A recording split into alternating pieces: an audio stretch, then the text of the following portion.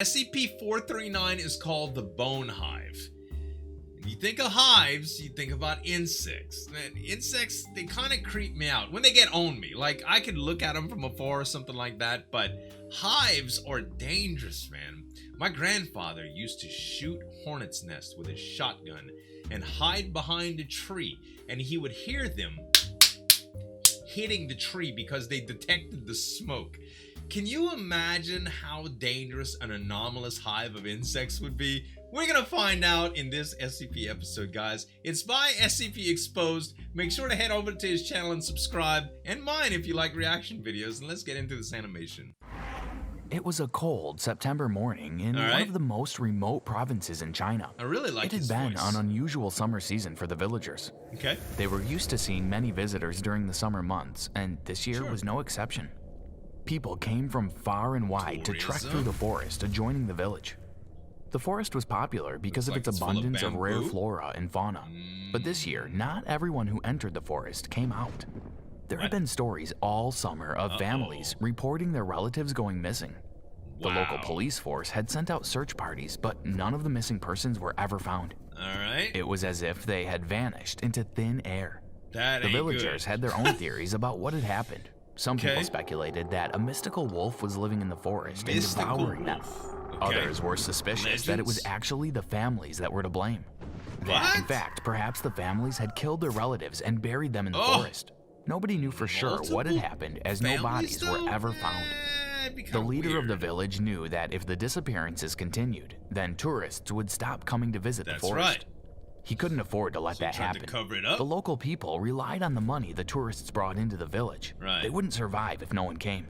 He decided that he would take matters into his own hands. He would search the forest himself to find any clues. He wasn't concerned about entering the forest alone.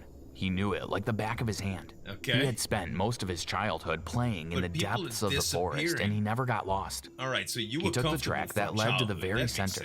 As he walked deeper and deeper into the forest, the trees got denser, and it got darker and darker. That's what happens. Only a small chink of light could make its way through the denseness.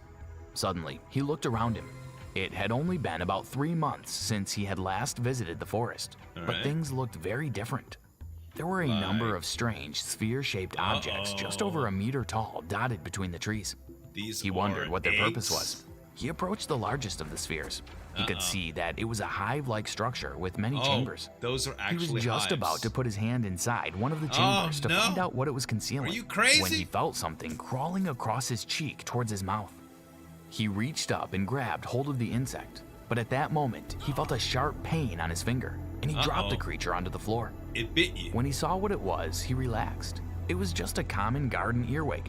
Nothing to be worried about. Earwig? It must have given him a pinch with its abdominal forceps. But what the man didn't realize was that this was no common earwig. It infected Welcome you? back to SCP What Exposed. happened, dude? Before I go on, please make sure you subscribe to the channel so you don't miss out on any creepy SCP stories. This is gonna Today, be we bring too. you Euclid class object SCP-439. SCP-439 is a small insect approximately 2.5 centimeters in length. Yucky. It has a translucent grayish color and is very similar to the Forficula auricularia, otherwise known as the common earwig. The origins of this insect are currently unknown. The Foundation has only ever come across one specimen that was found in the middle of a dense forest in a remote province in mainland China. So what's it do? This creature is relatively harmless to human beings. Its huge abdominal forceps are capable of giving a painful pinch, but unless provoked, it is unlikely to attack. Its only danger to human life is in the way that it forms the habitat that it needs in order to be able to reproduce. First, the creature enters the human body through the mouth. In order to enter, the human being must be asleep. It is currently unknown how the creature determines that the human has fallen asleep. That's what it was trying to do. But what we do know is that the creature is accurate in knowing that the human is asleep in the majority of cases. Once the creature has located a suitable host, it waits in a dark corner of the room for the human to go to sleep. Once asleep, the creature approaches the human and enters the body through the mouth. SCP-439 travels along the trachea and takes up residence in one of the lungs. This occupancy of the body only occurs in humans. Other life forms have been offered to SCP-439 but have been rejected. Within less than 8 hours of the human awakening, the first symptoms will appear. chest pains, difficulty in breathing are the first signs, closely Because followed by it's severe abdominal cramping. multiplying. The tightness in the chest will become more severe and the host will break out in a fever. Right. This will leave the host incapacitated. At this time is when the beginnings of fibrodysplasia ossificans progressiva, FOP, occur. What? FOP is normally a genetic disease that causes muscle tissue to turn into bone. The development of the new bone is so rapid, it causes severe pain in the human. Often, new bone spurs can be seen protruding from the skin. During this process, the human will seek out a dark, enclosed space to take refuge. Not the insects, Commonly, this is inside cabinets or heating ducts. If the host receives no treatment at all, it will only take within 3 days for him to reach the final stage of the transformation into what is known as the bone hive. When the host reaches this point, he will take up the fetal position. Sections of the skeletal structure will shift position until the body takes on a sphere-like shape. Wow. New bones will continue to form to produce a cage to protect the internal organs and colony. Stay alive? The end result will be around 3/4 of the size of the original human body. At this point, transformation is complete. The original queen that entered the host will have produced 20 to 30,000 offspring that function as workers, drones, and warriors in a typical insect hive hierarchy. Since only the queen is capable of reproduction, the rest of the hive's inhabitants are fortunately harmless except for the large, strong abdominal forceps of the warriors. The interior of the sphere is now almost unrecognizable from its original form. Some of the internal organs are used as food, whilst others are modified by the worker insects to be used as egg incubation chambers. So it does kill. The warrior insects collect organic material which is then processed by the host's digestive system into a nutritive slurry, which feeds the colony and also maintains the hive structure. It takes around 4 to 6 months for a new queen to emerge. She will select a drone to mate with. Once this has happened, the colony will destroy itself by rupturing the sphere. The majority of the insects will die at this time as drones and workers cannot survive outside of the colony. Now that their task has been completed, the warrior insects will abandon the sphere. No food will be consumed by warriors that aren't nutritive slurry produced by the hive of origin. The new queen will venture out, fertilized to search for her own new hive. So it Incredibly, people the trauma to of evacuation is not what finally causes biological activity to cease in the hive, but starvation is the cause. A particular disturbing piece of information was discovered when one of the leading female doctors in this field performed a range of experiments to see what damage had occurred to the body during the transformation.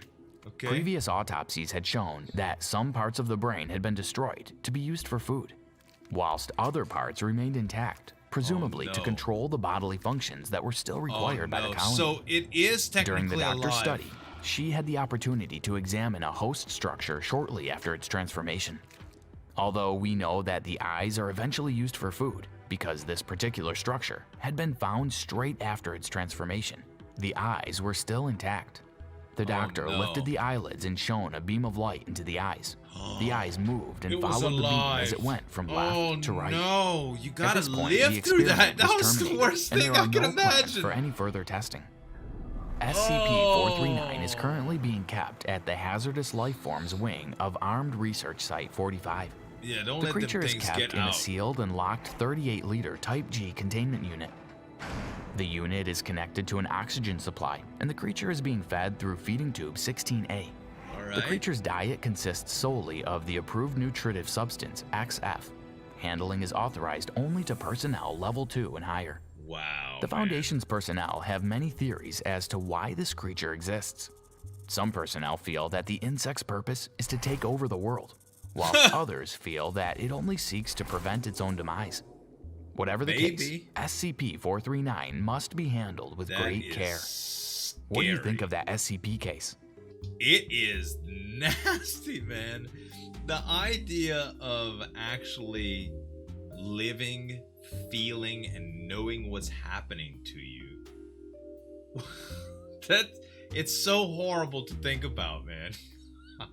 I really like SCP Exposed videos, you guys. I hope y'all do too. Make sure to subscribe to them as well as a couple other videos that I think you'll love. Thanks so much for watching. As always, this is Zueljin signing off. We'll see you next time.